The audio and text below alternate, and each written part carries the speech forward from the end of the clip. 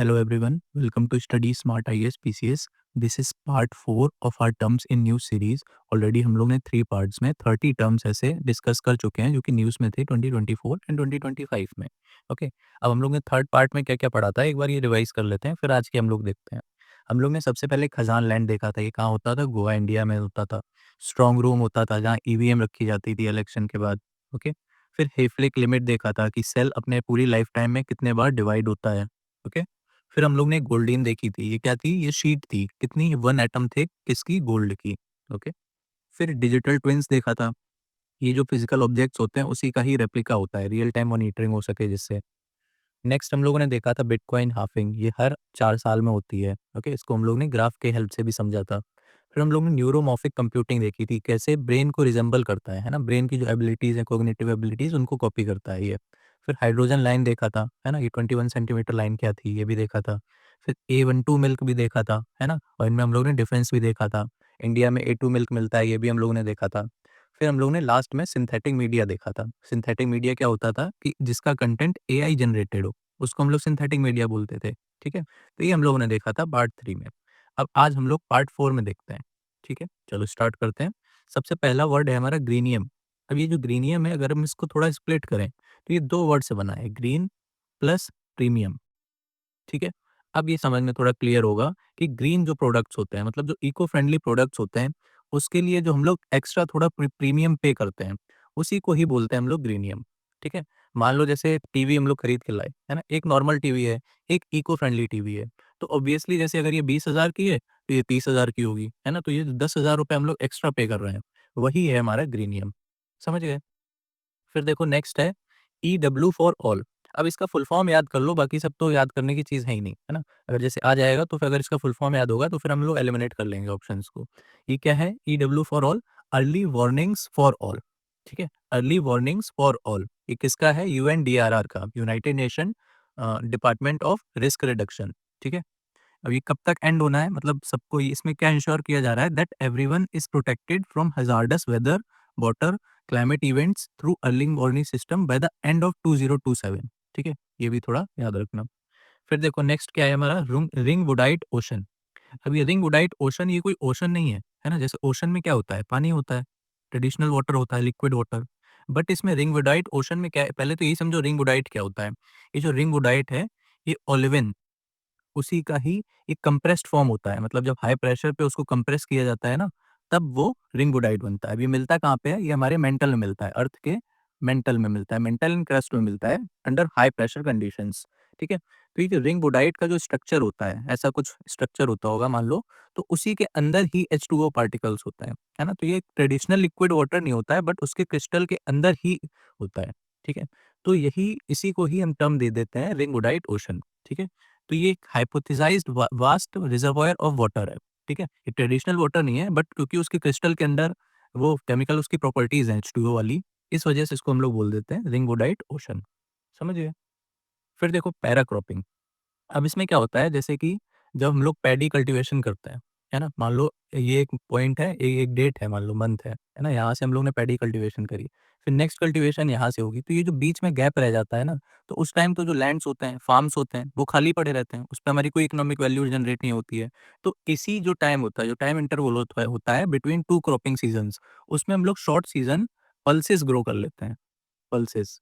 ठीक है? जिससे इकोनॉमी भी बूस्ट होती है और फार्मर्स को भी हेल्प करती है. तो इसी सिस्टम को ही हम लोग पैरा क्रॉपिंग बोलते हैं. देखो एक बार पढ़ लेते हैं.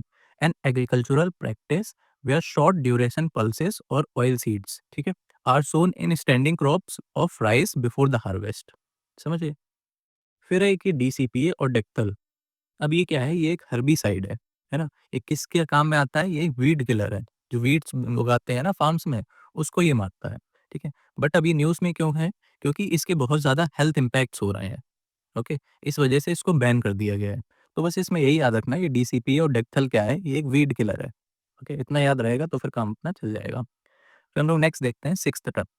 अब ये सिक्स्थ टर्म है वुडी एनरोचमेंट. इसका मतलब क्या है? इसका मतलब नाम से भी समझ में आ रहा है. जैसे जो वुडी प्लांट्स होते हैं ना, जैसे ट्रीज़ हो गए, है ना? श्रब्स हो गए, तो ये सब क्या करते हैं? जो अपने आस-पास का पूरा इकोसिस्टम है, उसको डोमिनेट कर लेते हैं. है ना? ये देखो यहाँ पे लिखा है डोमिनेट कर लेते हैं. ठीक है? तो उसी को ही हम लोग टर्म दे देते हैं वुडी एनरोचमेंट। एनरोचमेंट मतलब क्या होता है? एक तरह से कब्जाना, है ना? तो वही चीज़ हो गई, जो वुडी प्लांट्स होते हैं वो अपने आस-पास के इकोसिस्टम को पूरे कब्जा लेते हैं, डोमिनेट कर लेते हैं, एनरोच कर लेते हैं। तो उसी को हमने टर्म दे दिया woody encroachment. Okay? The process by which woody plants, trees and shrubs invade and dominate grassland ecosystem. कोई चीज़ है लिखी हुई है। अब हम लोग नेक्स्ट देखते हैं। नेक्स्ट क्या है? स्ट्रोमेटोलाइट्स, है ना? अब ये क्या चीज़ होती है? जैसे हम लोग रॉक सिस्टम में पढ़ते हैं कि जो लेयर्स बन जाती हैं, रॉक्स की लेयर बन जाती हैं, जो हम लोग पढ़ते हैं ओ, ए, ई, बी, सी, आर, यही पैटर्न होता है ना रॉक सिस्टम का। तो वैसे ही इसमें भी होता है, बट इसमें डिफरेंस क्या होता है? रॉक्स की जगह इसमें माइक्रोबियल होते हैं, मतलब साइनोबैक्टीरिया होता है, माइक्रोब्स होते हैं अलग-अलग, ठीक है? साइनोबैक्टीरिया मतलब क्या? ग्रीन, ब्लू एल्गी, है ना? तो वही चीज़ होती है, इसी की लेयरिंग हो जाती है। जैसे ये देखो फ़ोटो में भी दिख रहा होगा। तो इसी को ही हम लोग बोल देते हैं stromatolites. Layered sedimentary formation created by the growth of microbial mats, particularly cyanobacteria, है ना? ज़्यादातर मतलब इसी का ही होता है, बट और भी माइक्रो ऑर्गेनिजम्स हो सकते हैं इसमें। समझ गए? फिर नेक्स्ट देखते हैं गैप लिमिटेशन। ये हमारे इकोलॉजी का एक कॉन्सेप्ट है। इसमें क्या बोलते हैं? जैसे एक प्रेडेटर होता है ना? और एक प्रे होता है ना? प्रेडेटर मतलब इस पे अटैक करके इसको खा जाता है, ऐसे समझो, ठीक है? तो ये जो प्रेडेटर और प्रे इनके बीच का जो रिलेशन होता है, उसमें एक लिमिटेशन होती है। मतलब जो प्रेडेटर कौन-कौन से प्रे चूज़ कर पाएगा, ऐसा तो नहीं है कि सभी को ही खा जाएगा। वो डिपेंड करता है इनके माउथ साइज़ पे। माउथ को ही गैप बोलते हैं, ठीक है? तो माउथ बोल लो या तो फिर गैप लिमिटेशन बोल लो, ठीक है?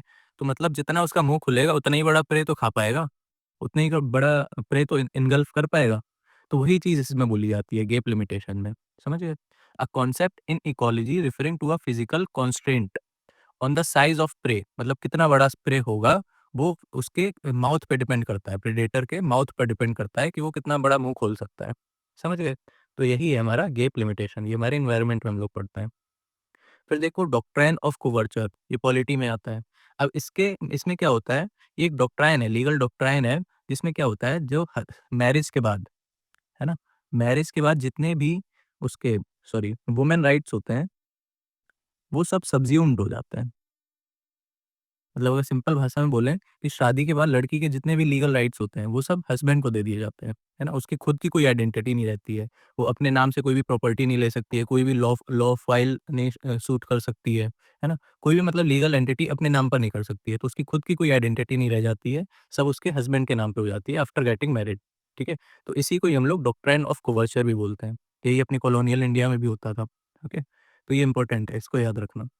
फिर देखो लास्ट है हमारा आज का जो टर्म है वो है प्रेस्टन कर्व। ये हम लोग इकोनॉमी में पढ़ते हैं, ठीक है? हम लोग बहुत सारे कर्व पढ़ते हैं बट ये प्रेस्टन कर्व कुछ नया दिख रहा है ना? तो इस वजह से इसको भी हम लोग कवर कर लेते हैं।